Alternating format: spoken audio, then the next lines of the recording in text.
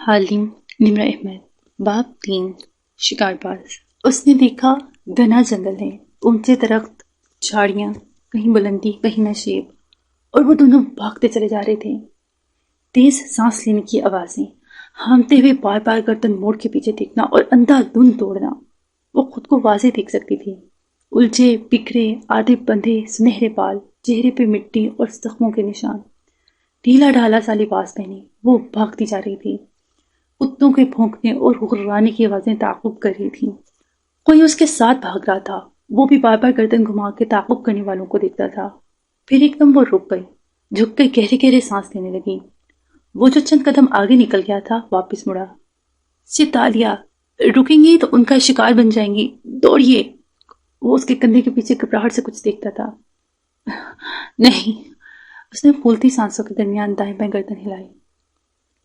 ان کے پاس شکاری کتے ہیں، تالیہ نہیں بھاگے گی۔ وہ کہتے ہوئے دائیں طرف مڑی، چند قدم اٹھائے، آوازیں قریب آ رہی تھیں۔ جی تالیہ، اب کیا کریں؟ تالیہ اور ایڈم میں یہی فرق ہے، تم ایڈم شکار بن کے سوچتے ہو، میں شکار باز بن کے سوچتی ہوں۔ وہ ادھر ادھر جھاڑیوں میں ہاتھ مار رہی تھی۔ اگر میں شکاری ہوتی تو تالیہ اور ایڈم کو کیسے ڈھونڈتی؟ کیسے؟ دو چیزیں ہوتی ہیں شکاری کتوں کے پاس جن سے وہ شکار کو پکڑتے ہیں۔ اس نے جھاڑیوں میں کچھ تلاش کرتے انگلیوں کی وی بنا کے پیچھے دکھائی۔ ان کی رفتار اور سونگھنے کی حس، وہ دھونکنے کی طرح چلتے تنفس کے درمیان رک رک کر کہہ رہی تھی۔ رفتار اتنی تیز ہوگی جتنا تیز مالک چل سکتا ہے۔ اس نے کتے کی زنجیر تھام رکھی ہوتی ہے۔ شکاری کتوں کو زنجیر کے بغیر کوئی نہیں جنگل میں لاتا، اور اس کا مالک اتنا تیز نہیں ہے۔ کتوں کو ہم تک پہنچنے میں وقت لگے گا، ہمیں کتے سے زیادہ نہیں، اس کے مالک سے زیادہ تیز بھاگنا ہے۔ بھونکنے کی آوازیں ہر پل قریب ہو رہی تھیں۔ اور دوسری چیز، اس کی حس مشامہ۔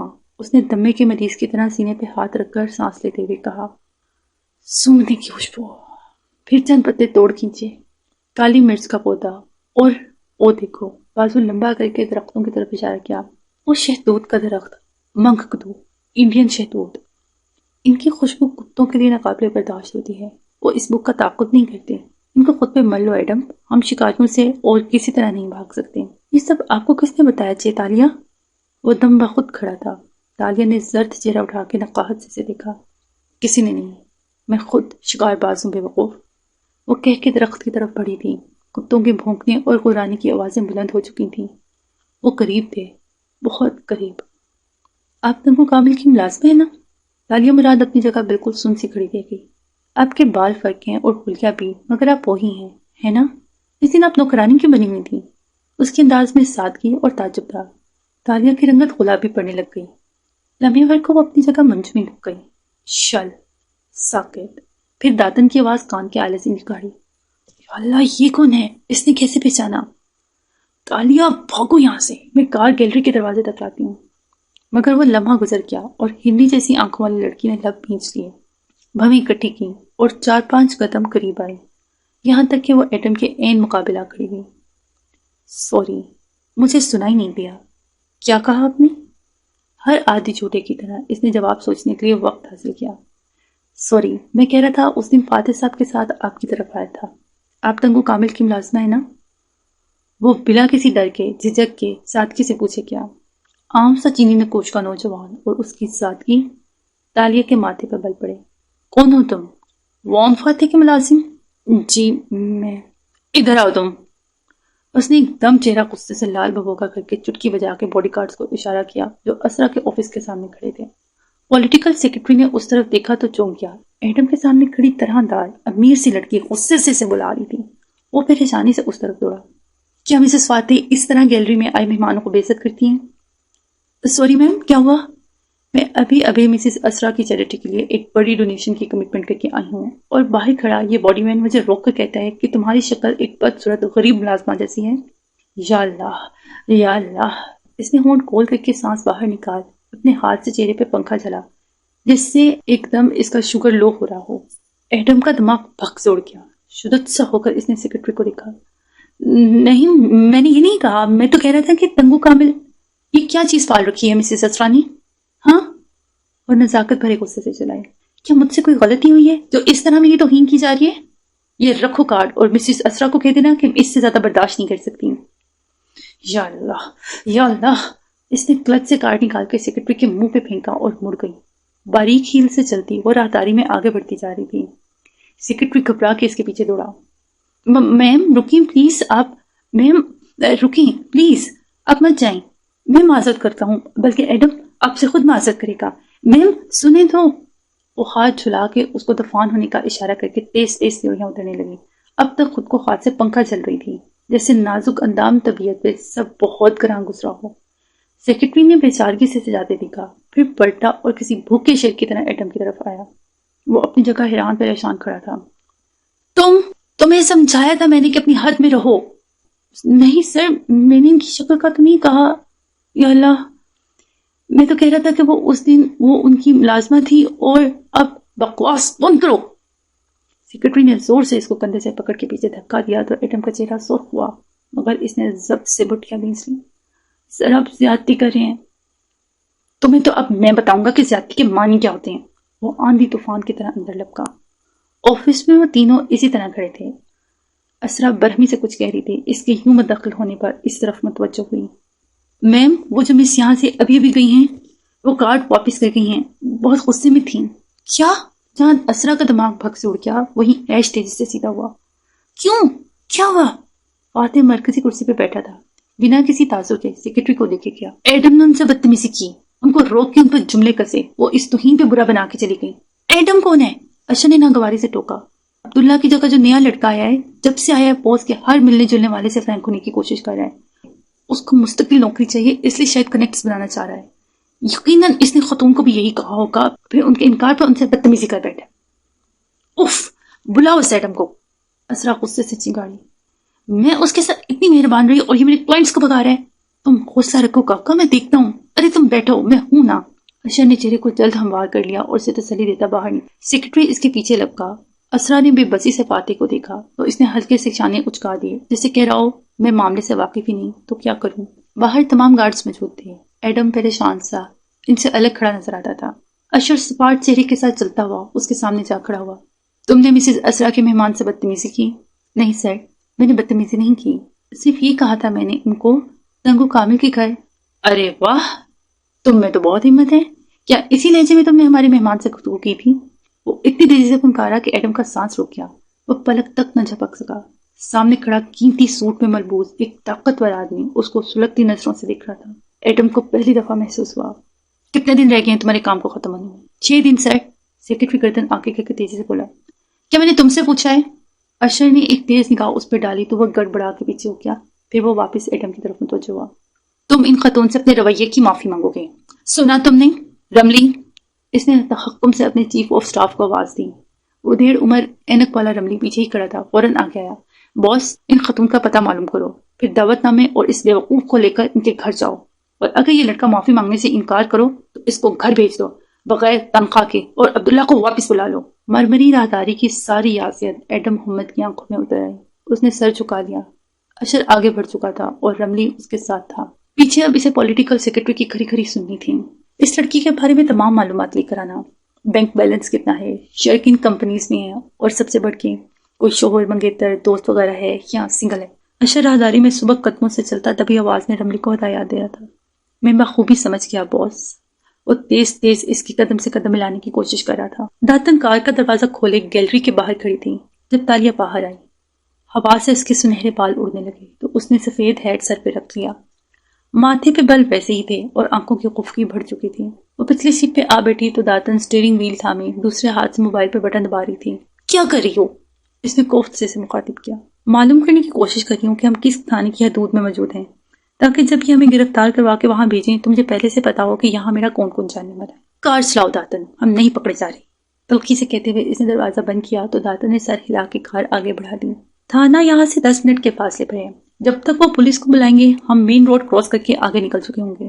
داتن ریلیکس، ہم محفوظ ہیں، اور جب وہ ہمیں تھانے لے جائیں گے مین روڈ سے گرفتار کر کے تو تمہیں سب سے پہلے میرا سوگ یاد آئے گا کہ جب ہماری اداکاری کھل جائے تو چیخ کر بولی وہاں سے فوراً بھاگتے ہیں. تالیہ کے پاس ہمیشہ اگلا پلان ہوتا ہے. اور میرے کان میں مت چیخو موٹی. وہ دونوں کانوں پہ ہاتھ رکھ کے جواباً چلائی. داتن نے لب بھینچ کے اسے بیک ویو میرر میں دیکھا. وہ ڈسٹرب نظر آتی تھی. داتن دھیمی پڑی. یہ کون تھا اور اس نے تمہیں کیسے پہچانا؟ تجھے کیا معلوم؟ کوالالمپور اتنا بڑا شہر ہے، یہاں ہزاروں بہروپیے روز بھیس بدل کے لوگوں سے ملتے ہیں، کوئی کسی کو نہیں پہچانتا۔ میرا تو خلیہ بھی فرق تھا۔ اس نے دونوں ہاتھوں میں سر گرا لیا، پھر چونک کے چہرہ اٹھایا۔ ضرور یہ کوئی خطرناک آدمی ہے جو وان فاتح کے ساتھ جڑا ہے، یہ کسی ایجنسی کا بندہ یا انٹرپول کا انڈر کور ایجنٹ۔ یہ وان فاتح کے باڈی مین کی جگہ 11 دن کے لیے آیا ہے۔ ڈینگی اسکیم کے وقت معلومات اکٹھے کرتے وقت مجھے پتہ چلا تھا، مگر مجھے اتنا اہم نہیں لگا تو میں نے اس کی زیادہ جانچ پڑتال نہیں کی۔ داتن افسوس سے کہہ رہی تھی۔ متبادل ملازم۔ اوہ، تالیہ چونکی۔ سارے بے روپیہ اور کرائے کے قاتل متبادل ملازم بن کے ہی آتے ہیں۔ اس کی پوری چھان بین کرو۔ پھر آنکھیں بند کر کے کن پٹیوں کو سہلایا۔ مجھے کبھی کسی نے نہیں پہچانا۔ یا اللہ، یہ مجھے کیسے پہچان گیا؟ مجھے اس کی اگلی پچھلی 7 پشتوں کا حساب چاہیے۔ داتا نے برا بنا کر بیک ویو میرر سے دیکھا۔ پچھلی 7 نسلوں کا مل جائے گا۔ اگلی کے لیے خواب میں مستقبل نظر آنا ضروری ہے، اور معذرت کے ساتھ یہ کام مجھے نہیں آتے۔ مگر وہ اب کھڑکی سے باہر دیکھتے ہوئے پریشانی سے بڑبڑا رہی تھی۔ کوئی اتنی طرح دار امیر لڑکی کو یوں سرے راہ مخاطب کرنے کی ہمت نہیں کرتا۔ اس نے کیسے کر لی؟ کیا چیز تھا وہ؟ جیسے تمہارے چوری شدہ زیورات بھی کسی کام نہ آئے، اس نے پھر بھی تمہیں ملازمہ بنا ڈالا۔ تم تو چپ ہی کر جاؤ، اسے دیکھ کر جل کے بولی۔ دھاتن آگے سے چمک کے کچھ کہہ رہی تھی، مگر یکدم تالیہ کی نظروں کے سامنے اندھیرا چھا گیا۔ اسے زور کا چکر آیا تھا۔ جنگل، وہ دونوں بھاگ رہے تھے، تعاقب کرتے کتے، شہتوت کا درخت۔ تالیہ، تالیہ! داتا نے کار آہستہ کی اور زور سے پکارا تو وہ چونکی۔ وہ گردن موڑ کے فکر مندی سے اسے دیکھ رہی تھی۔ کیا ہوا؟ کچھ نہیں، سر میں درد ہے۔ رخ موڑ گئی، مگر دل ابھی تک دھڑک رہا تھا۔ کتوں کی آوازیں، کالی مرچ کی خوشبو۔ میں اور ایڈم جنگل میں کیوں بھاگ رہے تھے؟ وہ مجھے تالیہ، مس تالیہ بلا رہا تھا۔ یا اللہ، اس سب کا کیا مطلب ہے؟ کونی دروازے کے ہاتھ پہ رکھے اس نے پیشانی ہتھیلی پہ گرا کے آنکھیں بند کر دی۔ ایسا دھچکا پہلی بار لگا تھا۔ آخر کون تھا یہ ایڈم؟ پولیٹیکل سیکرٹری کی اچھی خاصی جھاڑ سن کے اب ایڈم گیلری کے باہر فاتح کی کار کے ساتھ سر جھکائے کھڑا تھا۔ ڈرائیور اور دوسرے گارڈز بھی مستعد سے کھڑے تھے، تمسخرانہ نگاہوں سے بار بار ایڈم کو دیکھتے بھی تھے۔ اسی اثنا میں فاتح باہر آتا دکھائی دیا اور سیکرٹری سے کچھ کہتے ہوئے پارکنگ تک آیا تھا۔ عادتاً مسکرا رہا تھا۔ بال ہوا کے باعث اڑ کے ماتھے پہ بکھرنے لگے تو اس نے ہاتھ سے ان کو دائیں بائیں پیچھے کیا اور کار کی طرف بڑھا۔ ایڈم کو کھڑے دیکھ کر حسب معمول اشارہ کیا کہ وہ آگے بیٹھے۔ سیکرٹری نے فوراً مداخلت کی۔ سر، اس کو میں گھر بھیج رہا ہوں، اس نے ڈسپلن کی خلاف ورزی کی ہے۔ وہ جو اندر بیٹھنے کے لیے جھکنے لگا تھا چونک کے واپس سیدھا ہوا اور پہلے سیکرٹری کو پھر ایڈم کو دیکھا۔ کیوں؟ کیا کیا ہے اس نے؟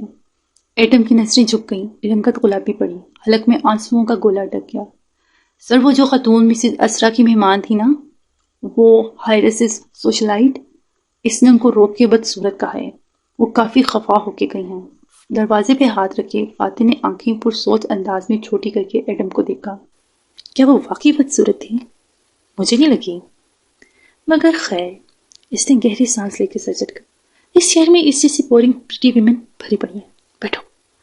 آئی برو سے اشارہ کیا تو ایڈم کی آنکھوں میں بے یقینی اتر رہی۔ میں بیٹھوں سر؟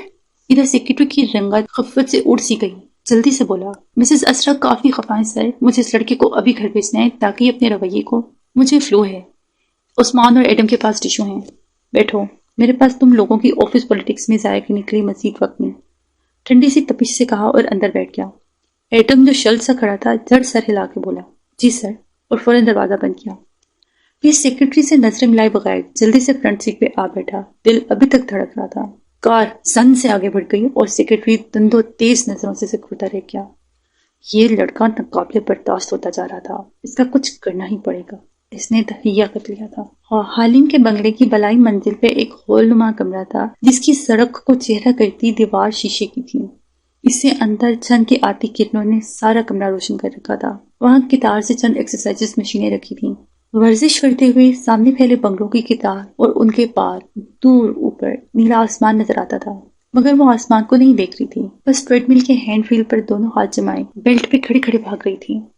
ورزش کے رف کپڑوں میں ملبوس سنہری بالوں کو اونچے جوڑے میں باندھے، جس سے گردن تلے گول جلنے کا سا نشان صاف نظر آ رہا تھا۔ وہ پسینہ پسینہ کھڑی تھی، آنکھیں کھڑکی پہ جمی تھیں لیکن شاید دماغ کے اندر تک الجھی تھیں۔ ان میں بھی بسی بھرا غصہ ہلکورے لے رہا تھا۔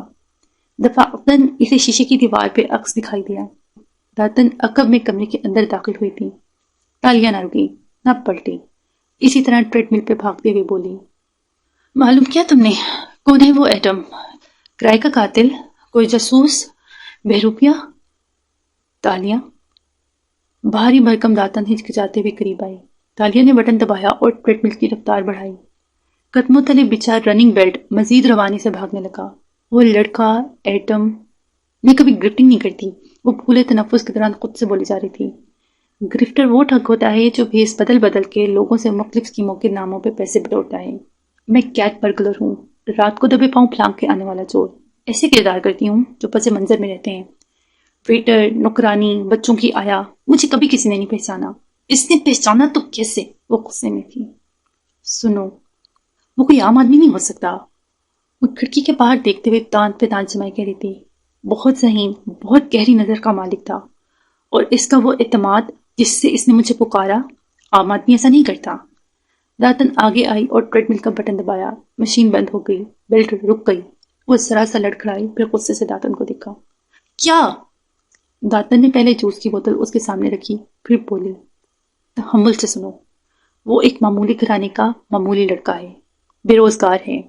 فوج میں نوکری ملی تھی مگر جلد ہی دمے کی شکایت کی وجہ سے واپس بھیج دیا گیا۔ تب سے اب تک ڈھنگ کی نوکری نہیں کر سکا۔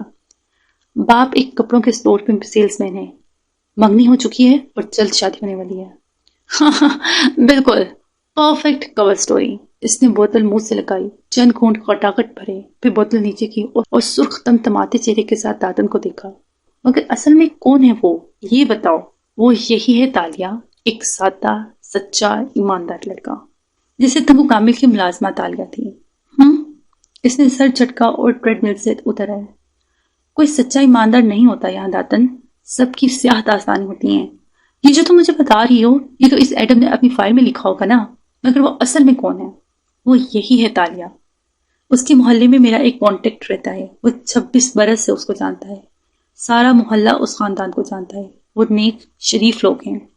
وہ کوئی جاسوس، کوئی کرائے کا قاتل نہیں ہے۔ وہ سادہ اور سچا مشہور ہے۔ تالیہ ٹھہر گئی، چہرے پہ شل ہو جانے کی سی کیفیت پیدا ہوئی۔ ایسا نہیں ہو سکتا۔ وہ بے یقین تھی۔ سچے لوگ نہیں ہوتے دنیا میں، جو ہوتے ہیں وہ زیادہ دیر تک ٹھہرتے نہیں۔ دنیا میں ہر طرح کے لوگ ہوتے ہیں، ایک سانچے سے کوئی دو لوگ نہیں بنائے اللہ نے۔ وہ تولیے سے گردن تھپتھپانے لگی، الجھی بھی نظر آ رہی تھی۔ چند لمحے خاموشی میں گزر گئے۔ باہر شام کی کرنیں اب ڈوبنے لگی تھیں۔ اگر وہ اتنا ہی ذہین تھا تو ابھی تک زندگی میں کامیاب کیوں نہیں ہو سکا؟ کیونکہ ہر شخص کو اپنی ذہانت کا علم نہیں ہوتا تالیہ۔ ذہانت الگ چیز ہوتی ہے، ذہانت کا اعتماد الگ۔ داتن سبھاؤ سے اس کو سمجھا رہی تھی۔ یہ شاید وہ شکار کی طرح سوچتا ہے، وہ بڑبڑائی۔ داتن ٹھیک سے سن نہ پائی اور پوچھنے لگی، تم نے بریسلٹ کیوں نہیں چرایا؟ تالیہ پلٹ گئی اور دیوار گیر روشن کھڑکیوں سے باہر دیکھنے لگی۔ دور اوپر جامنی پڑتا نظر آ رہا تھا۔ اپنی ہوش میں بہت سے انسانوں کے راز دبا کے وہ بھی شام کی اس بہر پرسکون لگتا تھا۔ جس کی مجھے تلاش ہے داتن، شاید اس کو بھی میری تلاش ہے، مگر وہ چوری نہیں کیا جا سکتا۔ اس سکے یا اس بریسلٹ کو کبھی کسی نے چوری نہیں کیا، ہمیشہ بیچا یا تحفے میں دیا۔ میں نے اسے چھونا چاہا تو وہ دہکنے لگا، میں اس کو ایسے نہیں چرا سکتی ہوں۔ داتن کی نظریں بے اختیار اس کی گردن کے نشان پہ ٹھہر گئیں۔ کیا مجھے تالیہ کو بتا دینا چاہیے؟ اس نے سر جھٹکا۔ مگر فکر نہ کرو، میرے پاس پلان ہے، میں اپنی چابی واپس لے کر ہی رہوں گی۔ وہ عزم سے سلگتے ہوئے کہہ رہی تھی۔ تالیہ، شاید ہمیں اس کو چھوڑ دینا چاہیے، شاید یہ واقعی کوئی ملعون شے ہو۔ اور وہ تیزی سے گھومی اور غصے سے داتن کو دیکھا۔ تمہیں کیا لگتا ہے داتن، میرے پاس کیا ہے زندگی میں؟ وہ ایک دم ایسے پھٹ پڑی کہ لیانا صابری ہکا بکا رہ گئی۔ تمہیں لگتا ہے میں جو ہنستی ہوں، مذاق کرتی ہوں، یہ سب سچ ہے؟ یہ جو میں کہتی ہوں کہ مجھے کبھی فلاں سیلیبریٹی پہ کرش ہے تو کبھی عرفان فاتح پسند ہے، یہ سب میرے دل کی باتیں ہیں؟ نہیں داتن، یہ سب جھوٹ ہے، میں جھوٹ بولتی ہوں، خود کو خوش رکھنے کے لیے بہانہ کرتی ہوں، ورنہ میری زندگی خالی ہے۔ اس نے دونوں ہاتھ دائیں بائیں پھیلا کر دکھائے جن میں ہوا کے سوا کچھ نہ تھا۔ میرے پاس کوئی رشتے نہیں ہیں، کوئی مستقبل نہیں ہے۔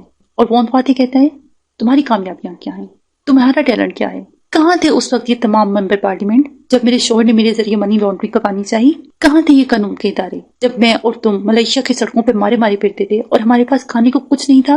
ہم نے اذیت کاٹی ہے، بھوک اور مفلسی کاٹی ہے۔ اب میری زندگی میں ایک ہی خواب بچا ہے۔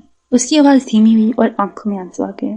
ایک چھوٹا سا جزیرہ ہو اور وہ میرا ہو، اس کے اوپر ایک پہاڑ کی چوٹی پہ ایک قلعہ ہو اور میں وہاں حکومت کروں۔ جزیرے کے لوگ مجھے چور نہ سمجھیں، وہ میری عزت کریں۔ ہاں، وہاں میں سچی ایماندار بن کے رہ سکتی ہوں، مگر اس شہر میں شاید کبھی نہیں۔ مجھے اپنی زندگی کی ساری خوشیاں، ساری دولت ان امیر لوگوں سے حاصل کرنی ہے داتن۔ میں غریب کا مال کبھی نہیں چراتی، صرف ان امیر لوگوں سے لیتی ہوں جو پیسے کو مس نہیں کرتے۔ میں لوگوں کے دل نہیں دکھاتی۔ اور وہ کہتا ہے، تمہاری کامیابیاں کیا ہیں؟ آنسو ٹپ ٹپ اس کی آنکھوں سے بہ رہے تھے اور بولتے بولتے اس کی ہچکی بن گئی تو وہ وہیں کھڑکی کے ساتھ فرش پہ بیٹھتی چلی گئی، ایسی ہی اکڑوں حالت میں اور تھوڑی گھٹنوں پہ رکھتی۔ آنسو ہنوز گر رہے تھے۔ تم اتنی دکھی ہو تالیہ؟ داتن دھیرے سے اس کے سامنے ہوم جی مشین کی سیٹ پہ بیٹھی اور ملال سے اس کا چہرہ تکا۔ میں اندر سے خالی ہوں لیانا، میری زندگی کا کوئی مقصد، کوئی عزم، کچھ نہیں۔ شاید وہ ٹھیک کہتا ہے، میں کچھ نہیں کرتی، میری کوئی کامیابیاں نہیں۔ اس نے ہتھیلیوں سے آنسو رگڑے اور رندھی آواز میں بولی۔ پھر گردن موڑی تو دیکھا، پھر کالونی کی سڑک پہ ایک عورت واکر کو دھکیلتی دکھائی دے رہی تھی۔ واکر میں کوئی بچہ تھا جس کے اوپر وہ چھاتا تانے ہوئی تھی۔ مجھے نہیں جاننا میرے ماں باپ کون تھے، مجھے صرف یہ بات دکھ دیتی ہے کہ انہوں نے مجھے کیوں چھوڑا۔ کیا کوئی ایسے اپنے بچے کو چھوڑ کے بھول جاتا ہے؟ اس کی ازرادہ آنکھیں سڑک پہ چلتی عورت پہ جمی تھیں۔ یہ لوگ خوش قسمت ہیں، ان کے پاس کوئی گھر ہے جہاں پہ کوئی ان کا انتظار کرتا ہے۔ میرے پاس تو وہ بھی نہیں ہے۔ داتن، اگر میں اس اونچے محل میں مر بھی جاؤں تو کتنے دن ہمسائیوں کو میری خبر بھی نہیں ہوگی۔ داتن کی آنکھیں نم ہوئیں۔ اور میں تالیہ نے گردن موڑ کے گیلی آنکھوں سے دیکھا۔ ایک تم ہی ہو، مگر لوگ کہتے ہیں خون کے رشتے سب کچھ ہوتے ہیں، دوستی کا رشتہ کچھ نہیں ہوتا۔ مجھے خوف آتا ہے تم بھی مجھے چھوڑ کے چلی جاؤ گی۔ اگر میرے ماں باپ مجھے چھوڑ سکتے ہیں تو مجھے کوئی بھی چھوڑ سکتا ہے، اس لیے میں ڈھیر ساری دولت حاصل کرنا چاہتی ہوں داتن۔ وہ کم از کم میرے ساتھ تو رہے گی۔ سونا اور ہیرے دھوکے نہیں دیتے۔ بس ایک آخری واردات۔ اس نے سختی سے سیاہ آنکھیں رگڑی جو اندر سے گلابی پڑ گئی تھیں۔ داتن نے ٹوٹے دل کے ساتھ گہری سانس لی اور گھٹنوں پہ ہاتھ رکھ کے اٹھی۔ میرے تمہارے جیسے لوگ کبھی نہیں نیک ہو سکتے تالیہ، ہم کبھی سچے اور ایماندار نہیں ہو سکتے۔ اس کا چہرہ بجھا بجھا سا تھا۔ وہ پلٹی اور دھیرے دھیرے قدم اٹھاتی کمرے سے نکل گئی۔ تالیہ نے چہرہ گھٹنوں میں دے دیا۔ آنسو پھر سے بہنے لگے تھے۔ داتن باہر سیڑھیوں پہ بیٹھ گئی، اس کی آنکھوں سے بھی آنسو ٹوٹ ٹوٹ کے سیاہ چہرے پہ پھسل رہے تھے۔ شام دھیرے دھیرے تاریک ہوتی گئی۔ کمپونگ کا علاقہ رات کو اتنا روشن نہیں تھا جتنے امرا کے علاقے ہوتے تھے۔ یہاں لوگ وقت پہ سو جاتے تھے۔ سڑک کے دونوں اطراف قطار میں چھوٹے چھوٹے ایک منزلہ گھر بنے تھے جن کی مخروطی چھتیں تھیں۔ ایڈم جس وقت چھوٹا لکڑی کا گیٹ کھول کے کوٹ کندھے پہ لادے اندر داخل ہوا، گھر کا برآمدہ روشن تھا مگر اس کے چہرے کی جوت بجھی ہوئی تھی۔ وہ وہیں برآمدے کے اسٹیپ پہ بیٹھ گیا۔ قریب میں مرغیوں کا تڑپا تھا جس کے اندر پروں تلے چوزے دبائے بیٹھی مرغی نے ہلکی سی کٹاکی جیسے چونکی ہو۔